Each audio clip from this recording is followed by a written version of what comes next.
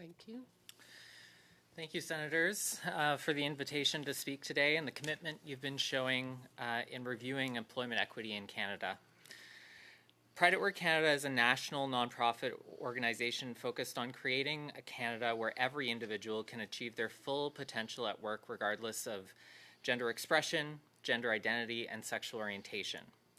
In our work, we work with large employers, including those in federally regulated sectors, including the public service, crown corporations, banking, transportation, telecommunications, and some employers with contracts with the federal government. Within our work, we've seen the reality for 2S LGBTQI+ workers in Canada. Despite same-sex marriage, human rights protections, high levels of public support, and even our Prime Minister getting involved in the heated rivalry craze, we live in a country that for 2S LGBTQI+ workers, we live a much different reality. We know that inequities continue for 2S LGBTQI+ workers.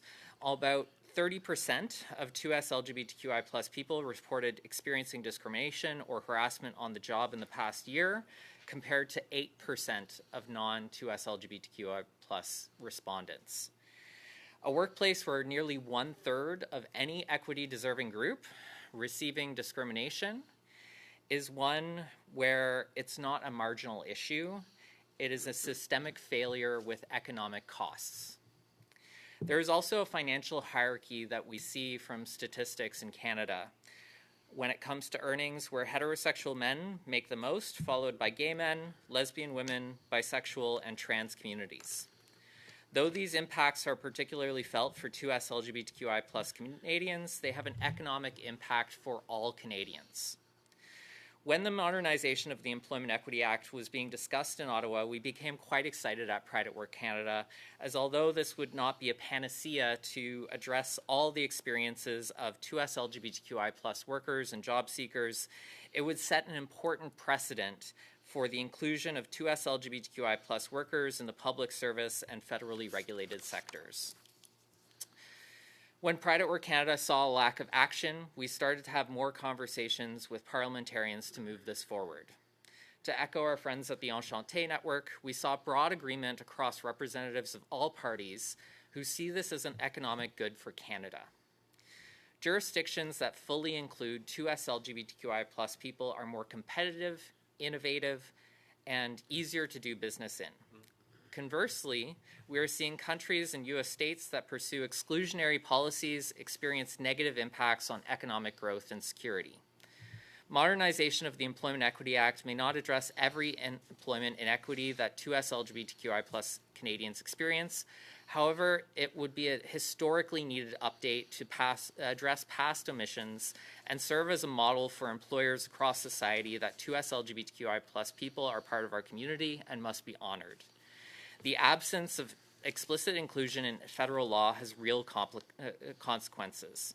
One federally regulated employer recently removed 2S LGBTQI+ communities from its equity strategy, citing the fact that they were not a designated group under the Act. This is not an isolated case. When federal law is silent, employers follow silence.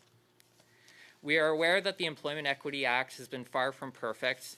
As a result, we support the work of the Employment Equity Task Force led by Dr. Blackett, who I heard you spoke to last week. This includes legislative as well as non-legislative changes that were recommended.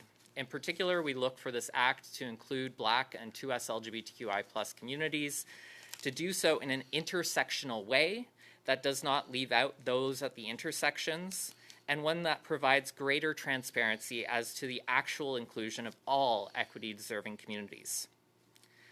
Senators, I thank you for studying this issue. Despite broad cross-party support, action has not yet followed. At a time of rising hate crimes and increasingly anti-trans and anti-gay legislation at home and across the world, modernizing the Employment Equity Act would send a clear message that Canada is committed to dignity, freedom, and economic opportunity for all. Thank you.